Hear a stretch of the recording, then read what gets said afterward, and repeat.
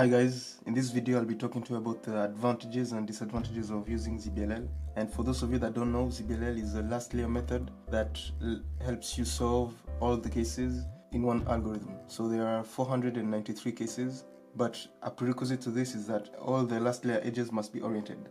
So methods that pre-orient the edges, the last layer edges before arriving at the last layer step are like ZZ method, Petrus method. So ZBLL is very useful for this method. It can also be used with CFOP, but you have to learn an additional 300 algorithms for ZBLS. The obvious advantage is being able to solve the last layer in only one look, and personally this is the main reason that attracted me to ZBLL, and it's very satisfying to finish the last layer in only one algorithm.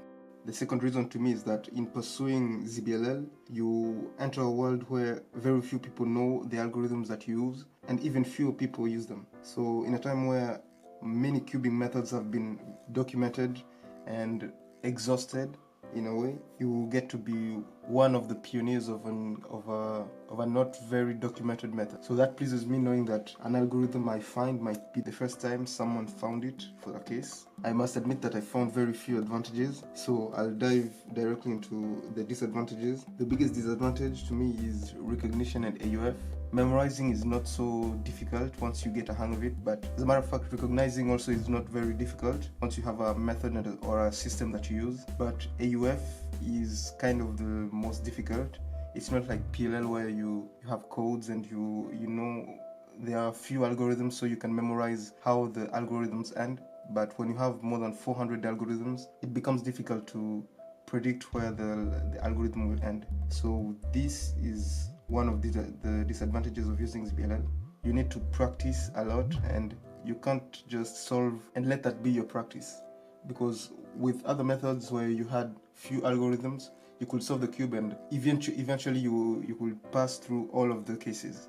But with ZBLL, there are so many cases that even if you do hundreds and hundreds of solves, the probability is very low that you will go through all of the cases. So what I do is that I use QQ timer. So I just go to the 3x3 subsets and I practice the subsets separately. So if I want to practice ZBLL, I go to QQ timer and go to 3x3 subsets and begin practicing and do hundreds of solves. This can be done quickly because depending on how you average, and it also refreshes the algorithm so they remain new in your mind. The disadvantage to this is that by practicing last layer, that is time that you're not practicing F2L or any other steps, so this can slow down your progression. Another one is resources. As I said earlier, there are many people.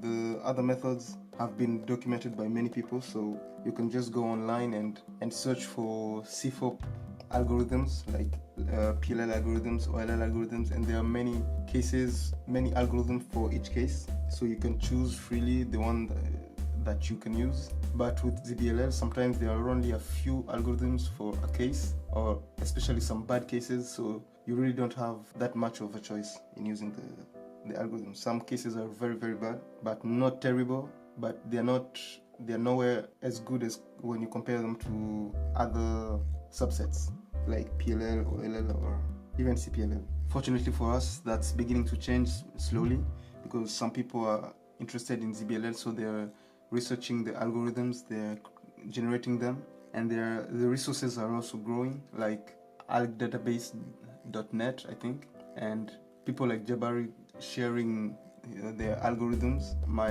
website, where regularly I put the algorithms on there. So for now, full ZBLL is on, but I'll expand and try and begin putting other algorithms of the ZZ method.